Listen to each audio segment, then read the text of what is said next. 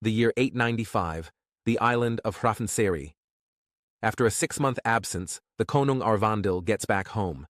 The man has brought gold and jewelry from a distant quest, as well as slaves capable of serving in his domain. Berserk is happy to be reunited with his family, his beloved wife Garuda, and teenage son Amleth. In the evening, the family drinks and revels, after which they are joined by Fjelnir, the Konung's brother, who cares only for his son Thorir. A little later, Aurvandil confesses to his wife that he has a serious wound and is slowly bleeding to death. The man may not have long to live, so he wants his son to be a worthy heir. At night, Aurvandil and Amleth go to the sorcerer Hymir's house, where they behave like wild wolves. Animal instincts drive the king and his son as they are true Vikings, ready to fight for their future. Amleth becomes his father's true heir, promising not to shed a single tear in the future. In the morning, Aurvandil is attacked by archers and badly wounded. Surrounding the king, the warriors force the man to fall to his knees and beg for mercy.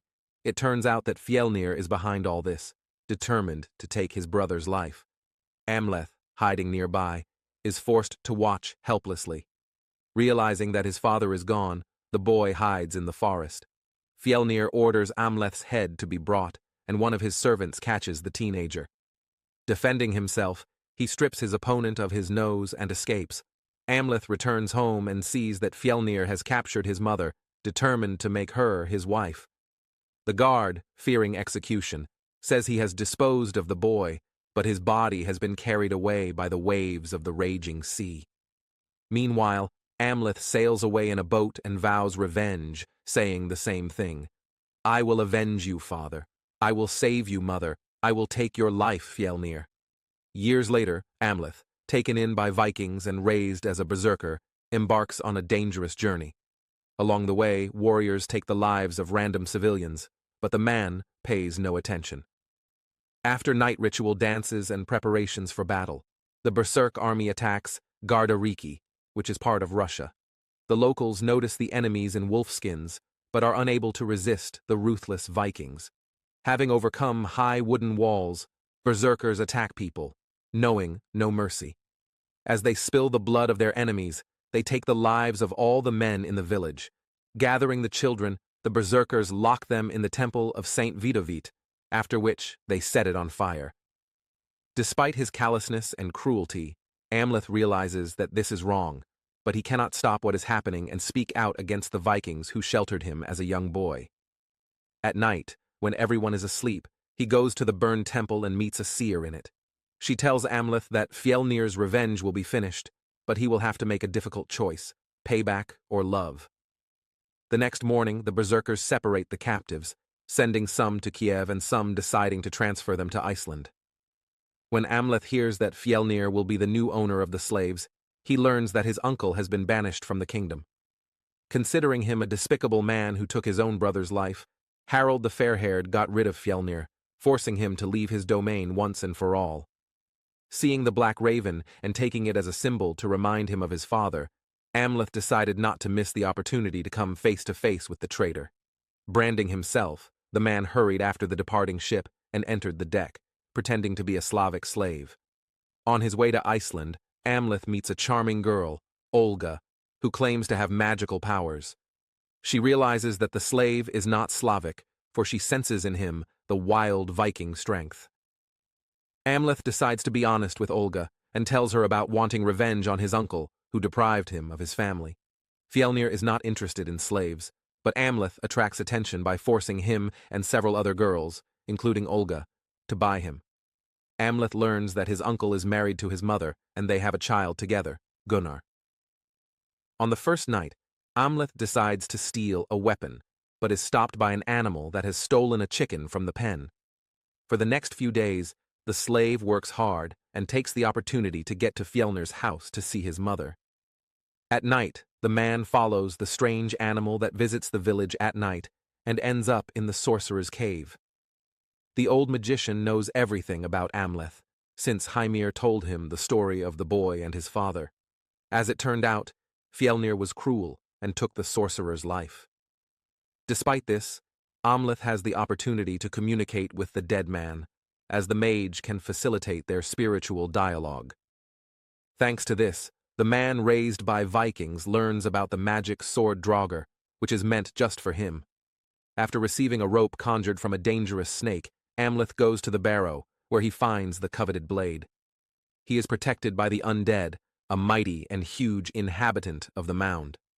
Amleth, not without difficulty, copes with the enemy, after which it turns out that it was all a test going on in his head. After getting his sword, he returns to the village and hides from the guards, trying to find a safe place for his weapon. At one point, a dog notices Amleth and starts barking, drawing attention to him, but the man's wolfish growl scares the animal away. Hearing Fjellnir in one of the barns nearby, Amleth sees the man molesting Olga, but the girl gives him a decent fight back and stains the insolent man's face with blood.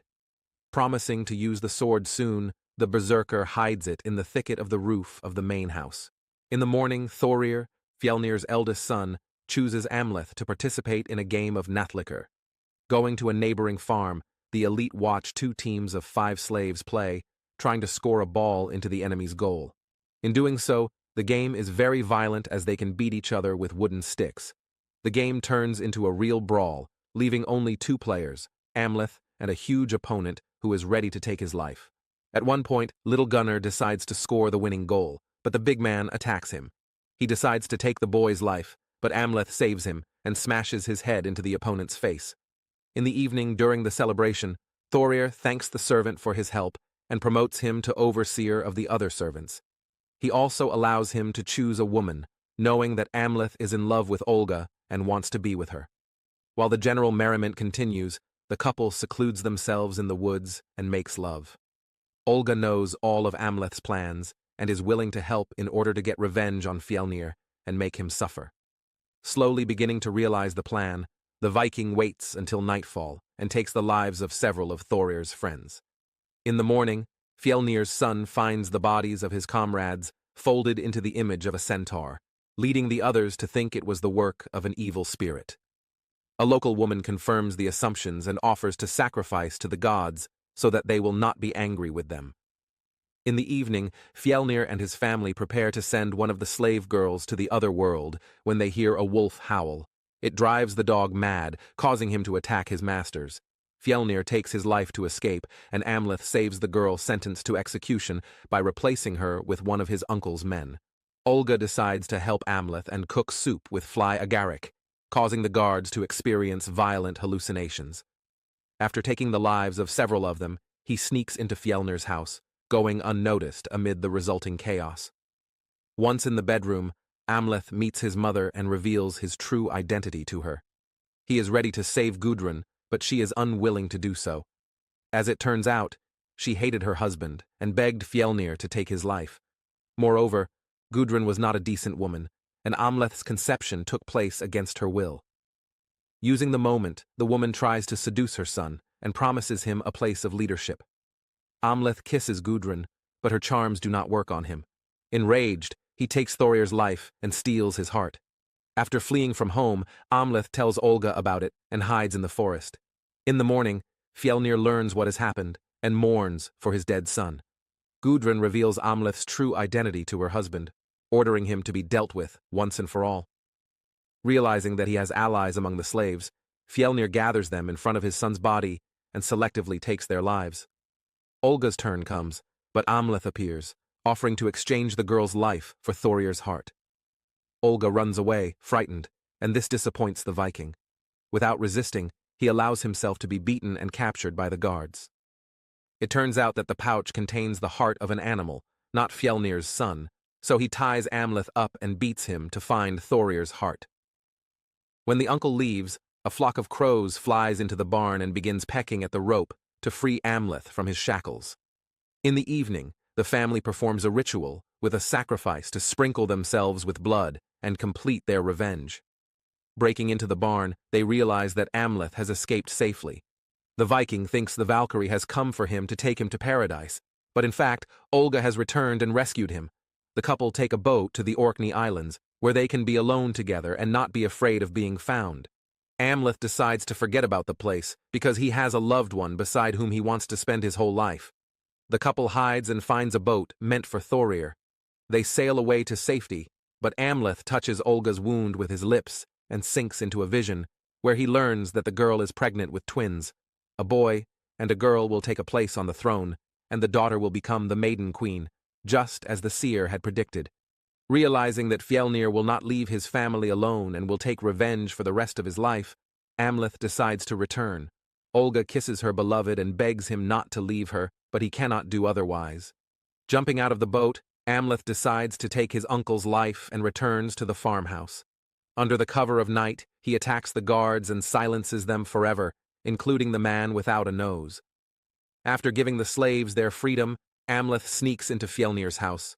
Gudrun attacks her eldest son, but he pierces her heart. Little Gunnar throws himself on Amleth's back and stabs him several times, but the Viking handles him as well. Seeing that his nephew has taken the lives of his wife and son, Fjellnir proposes to meet at the gates of Hell, near the crater of the volcano Hekla, where they can resolve the conflict in a fair fight between the two Vikings. Fjellnir drags away the bodies of Gudrun and Gunnar, and the freed slaves burn the farmhouse. At dawn, Amleth goes to the crater of the volcano, where he sees his mother's body and bids her farewell. Amleth and Fjellnir meet in a fierce sword fight at the volcano, which is boiling with red-hot lava. The uncle badly wounds his nephew, but loses his head. The exhausted Amleth falls to the ground, and before falling into eternal sleep, sees the future. Olga embraces the twin children and misses her favorite person. After this, a Valkyrie appears, who takes Amleth's soul and carries him through the gates of Valhalla. We hope you enjoyed watching. Thanks for liking and subscriptions. See you soon.